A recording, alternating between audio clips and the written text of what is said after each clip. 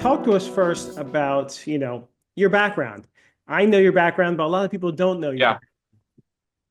So, first of all, thanks for having me. High level background. I come from an immigrant family, so hard work is in my DNA coming in here. My father had a deli in Newark. My mom had an immigration services business. Went to undergrad at the State University of New York at Binghamton University. Played soccer there. Graduate school at Columbia for my master's in public administration, and then NYU Stern for my MBA. Got a job at Goldman Sachs, did that for 2 years till 9/11. I was on a good trajectory, and obviously it was a great job. And I decided to leave to enlist in the Marine Corps. So opened up a different chapter on military service, went out to Iraq, came back, and then slowly got involved in the political landscape here in Hudson County, kind of running outside the traditional establishment. A lot about change, building one block at a time. And here we are, running for governor now. Got it. As you know, Steve, we've interacted in the past. Yeah. Uh, I've hosted you at some tech conferences. Yes. Um, the technology and the innovation ecosystem, the broader business community is so important to our state. Yes. And selfishly, I want our community to learn how you're going to support it. And so Yeah. just give us some broad sort of brush comments on how you view that industry, that Yeah. So ecosystem. so let me take a step back and say that, I could see people that get involved on the entrepreneurial space firsthand. My little brother started a direct consumer business via online when direct to consumer was early. It became a massive company called Brooklinen. They were doing about $250 million in sales per year. So my little brother started that in 2013 or 14. And I saw the struggles, the ups and downs, the good days, the bad days, the concerns about funding, the concerns about viability. Unforeseen circumstances with COVID. I mean, I saw that all firsthand, and then ultimately an exit for him that was tremendously profitable. And I also saw some of the obstacles with regards to being an entrepreneur in New Jersey or New York versus other states. So I've seen that, and we'll talk about that. And then as mayor, look, I've tried to change the city with embracing technology, whether it's ride share or whether it's police training, partnerships with Google on things that we were trying out. I think that we've done a better job than most on embracing technology and innovation and trying to figure out how to think about municipal government or state government in the 21st century. Great. And I know you've done a good job at Jersey City. I know that sort of sub hub ecosystem in New Jersey has really flourished, particularly under your leadership. So you mentioned I didn't know that story about your relative. An amazing company. Um, Yeah. Clearly, the entrepreneurial sort of uh, activity in the state has increased, right? I mean, I've been doing this Yes. for 25 years, so I've seen it goes with ups and downs, right? That is so important, as you know, to the future, right? Entrepreneurship and people starting businesses. So, I mean, how does that fit into your sort of perspective? The importance of, some governors focus on big companies, some focus on small Yeah. companies. Um, Yeah. how Yeah. do I you guess. view that? Yeah, I think that the biggest priority for me will be startups and small kind of entrepreneurs, dreamers, the EDA, reposition it away from attracting kind of the multi-billion dollar company moving across the river and more thinking about grants and tax relief to entrepreneurs and startups. And the thought process on that is that, I mean, I've seen it firsthand in Jersey City. When you attract some of these big companies to come across the river, it's not necessarily a job creator that changes the dynamic here because, yeah, it's a press release, it's a good story, but the truth is that those jobs are existing and they're moving maybe a mile away. If you catch somebody that actually starts a company and it ends up being successful, I mean, you could see creation of hundreds of jobs. I mean, the biggest thousands of jobs, but they generally stay in close proximity to where they start. So you got to create kind of this ecosystem that people feel good about that. It's part of the reason we did the SciTech City project at Liberty Science Center. Our administration has leaned into it. I think they're breaking ground on the incubator space, and they have 5 Fortune 50 companies as anchors in investment, and they're going to have 200 startups there. It's going to be quite the kind of situation there, which is great. So I think that you could do some of those things statewide and start to better think about how do we capture different industries that are really fertile ground in the startup space. Fintech, good example, right?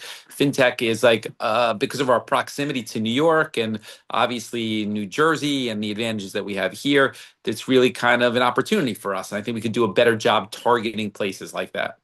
Yeah, for sure. Got it. Now, speaking of higher ed and Yeah, obviously nonprofits, we have some political dilemmas here, right? With the funding cuts and the proposed cuts happening at the federal level, that will impact R&D at, our higher education institutions as well as healthcare institutions. yeah.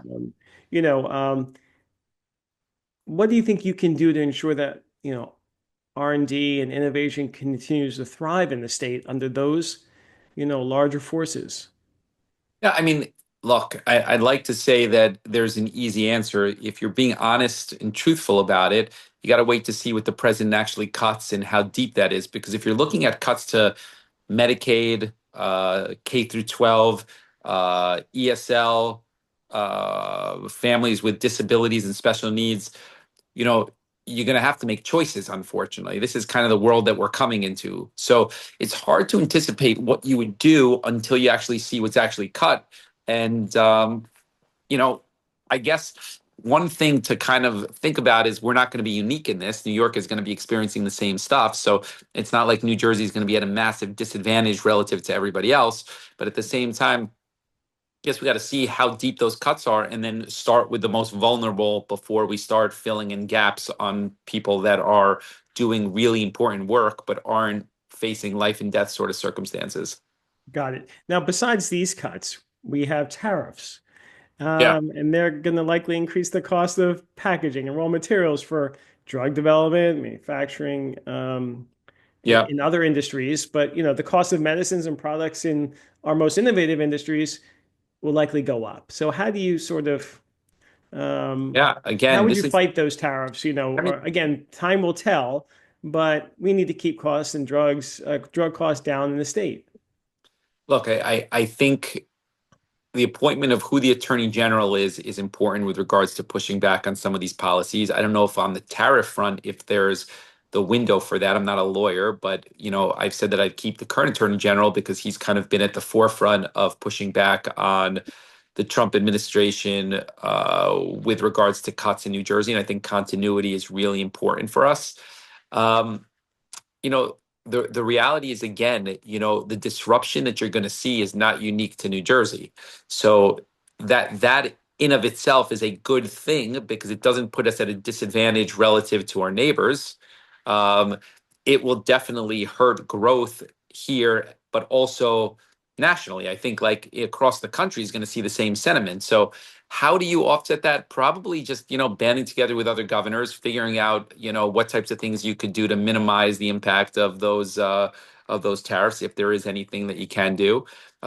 I don't know. You got to think obviously about the port and how to leverage that because we do have this massive port that is in New Jersey that is one of the gateways to the entire country. What type of advantage does that put us into as far as thinking through this stuff? I think those are ways that we could probably um, help a little bit, but not entirely sure. Got it. And what about talking about higher education? Um, we obviously have a large community college community that supports our students from all ages, right? Yeah. And Governor Murphy's 2026 budget calls for a $20 million cut to operating aid to community colleges. What's your stand on that? Mhm. He's been proposing that the last couple of budgets, kind of uh, starting from that point, and then he gets pressure and he adds it back in. I think it's misguided.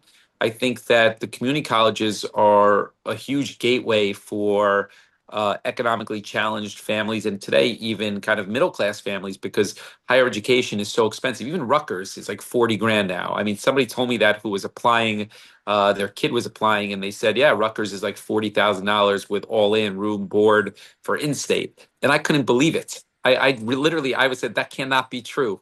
And then I looked it up and it's true. And so I think that you need some real wholesale change at the higher education. Community college is the gateway to it. I think we need to think about the program, how we fund it and subsidize today is really kind of acts as a perverse incentive for tuitions to raise their tuitions, because it's based on not the income of the family but the tuition of the university. But also I think like we need to be thinking a little bit more about what types of programs where we are teaching and steering students towards. I mean, if you think about, ties back to technology for a second, right? If you think about, the next 4 or 5 years in the AI space, right? You're going to see massive displacement around jobs, massive, right? And I don't think we as a country, or definitely we as New Jerseyans, are thinking enough about what that's going to look like for us. And I was at a meet and greet yesterday, and what I said to them was, somebody asked me about this. Am I a friend or foe? Is what they said with regards to kind of the AI conversation. And he was doing something in the AI space where they were using police body cameras to write the police reports and to save police officers' times, which is an amazing thing. And I said, I love that. I would absolutely explore that. I think that's a great thing on efficiency. And then I told him that I was at a conference last year, and then we had a small roundtable with probably, I mean, it was like 15 world leaders, or it was a hybrid of world leaders from the Middle East, a couple senators, and the 5 or 6 people that are the most prominent people in the AI space in the world. It was kind of like a crazy table for me to be at. I didn't belong there. I'll be the first to tell you. Okay. And they were kind of going around talking about, how important the next 4 or 5 years are, and how plentiful food and housing is going to be because of technology and the creation of jobs. And I said at the time, after like listening to this for like 20 minutes, I kind of raised my hand kind of sheepishly because I didn't belong in that room, but I had something to say. So I kind of was like a little cautious, scared. And I said, look, I don't necessarily see it the way you guys see it here. I hear you that everything's going to be great, but I said that I think of it more about this job displacement conversation, because I feel like you all in this room don't deal with economically challenged people in the same way that I do. Okay. And they're like, well, what do you mean? I said, well, look, if you take a step back and you think about how Donald Trump got elected in 2016, right? In some ways, I feel like he was channeling this anger in middle America about NAFTA that happened 20 years earlier, right? And people were saying that my job was displaced to Canada, to Mexico, and then to China, right? And he got that anger that people feel, that visceral reaction over job displacement, that's hopelessness, right? That they have nowhere to go. And he channeled that in 2016, and that kind of started it. And I feel like what we're looking at with job displacement as it relates to the AI revolution in the next 4 or 5 years is like a little pimple. It's nothing. I mean, NAFTA is, meaning it's like a nothing compared to the AI displacement, right? Lawyers, accountants, paralegals, all that stuff gone, right? So then you go back to the county colleges and the higher education. You're like, what are we thinking about in this way to kind of train people and think a little bit better about a job that's really relevant? And I don't know. I don't know. Yeah, no, for sure. Time will tell, right? There's a lot of uncertainty for sure.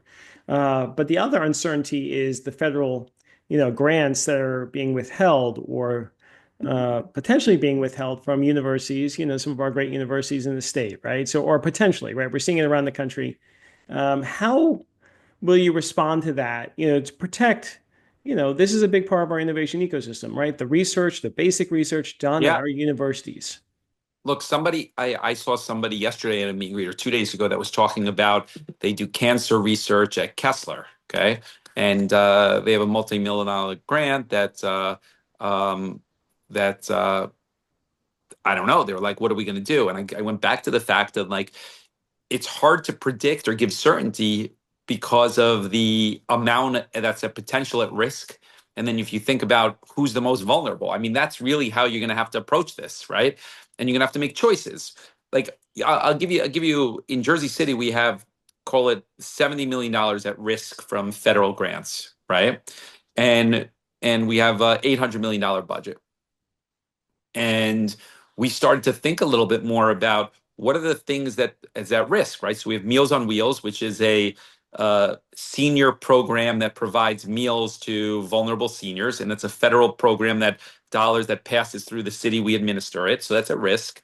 And then you have some environmental projects that are at risk that I care a lot about. Okay, and when you weigh those two things out, you're gonna land on the side of Meals on Wheels being the priority there, right? So you got to make a choice, right? Because I'm not going to have money to do both. That's the reality, right? And so, unfortunately, I think that's where the state's going to be. And my biggest struggle with kind of Phil Murphy in the legislature today is that they should be doing town halls everywhere in New Jersey, having these conversations, mapping out this is what the budget looks like, this is what's at risk, this is kind of what we're thinking about is going to be our number one priority. And they're not doing that. I don't think they're doing that anywhere. They're hiding actually, which is not a good thing, you know? Yeah, yeah, for sure. You know, perilous times ahead, right? We'll have to see how those cutbacks affect Yeah, our for sure. state, and the Sure. governor's going to be in a strong position to combat that, hopefully. Let's move on to taxes, right? Yeah. Talk about CBT and corporate transit fee, and and with other states looking to lower their taxes. How do you see your administration lowering taxes in general or CBT, things related to the Yeah. business community? I think you need kind of a whole look at the tax structure in New Jersey, how we fund our schools. I think property taxes, how we participate, have seniors participate in the taxing system, how businesses, but I know businesses didn't like the CBT component last year, but the reality is that transportation infrastructure is really vital to economic growth. And absent anybody telling me another way to fund that, I think that's the reality of the situation today. Nobody had another solution. The chambers of commerce throughout New Jersey were like, "That's a bad idea. We don't like that." And I would say, "Okay, what's the alternative? Tell me the alternative is right," because most of those large corporations have had record earnings in the last 4 or 5 years in New Jersey. That is a fact. Okay. And it's not every business that's in that. It's just the largest one. So I think you got to like think about that a little bit in a fair way. The general business climate towards startups and entrepreneurs, I think we need to change. I think you need to give more tax breaks for those with the first whatever it is, million or 2 million, whatever that is in revenue. But I think like those are conversations that we need to think about. Yeah, for sure. All right, what Um, do you think? well, I mean, we're always competing against lower cost states in the South. And so that's always a concern. So whatever we can do to lower the cost is a great thing, right? Because But let me ask you that. Are we really always competing? I know that's the talking point, right? But Florida's not really our comp, okay? Like, and nor is Montana and nor is Tennessee that have no income tax. Whereas, because really our competition is the region. So Pennsylvania, which has a better business environment, but New York and Connecticut and Delaware. That's our because somebody chooses to live in New Jersey because let's say their family is here, they grew up here, they have friends here, they have infrastructure here, proximity to New York. That doesn't change. But you're not going to pick up and say, "I'm just going to Florida," unless you're super. If I mean, I get it. Super wealthy people can do that, but regular people don't do that. So I don't know if that's our competition. And you know what I was going to say? Florida. Okay, like yes, people point to the fact that your income tax is zero there, right?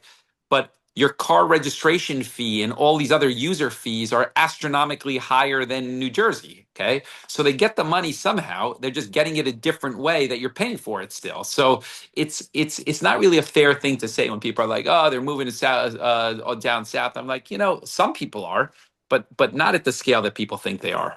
Yeah, no, no, you're absolutely right. And we benefited from those insurance costs and some of the other issues, social political issues in the South too. So in a lot of ways we benefit and from natural disasters. So we've benefited our state and people are staying put longer. But still, lowering taxes is an issue that's always on people's minds, invariably, Yeah, right? So it's just yeah, something I think the future governor needs to sort of keep an eye on. But let's move on. Um, you know, what type of relationship would you have with the Trump administration, right? Especially on immigration, right? You talked about your family's background in yeah, immigration yeah, and foreign, the need for high tech workers. As I've been saying for many, many years, we are so lucky to have gotten the diaspora of so many countries, particularly India, right? In sort of with those communities coming here and helping our economy be so strong. How will we sort of continue that to be sort of that beacon for the rest of the world and get the best and brightest coming and staying here? yeah. Look, I think that there's a couple things. I think that we need to have a governor that uses the bully pulpit to say that they don't agree on immigration. I think that obviously the Immigrant Trust Act, some of the legislation there sends a message.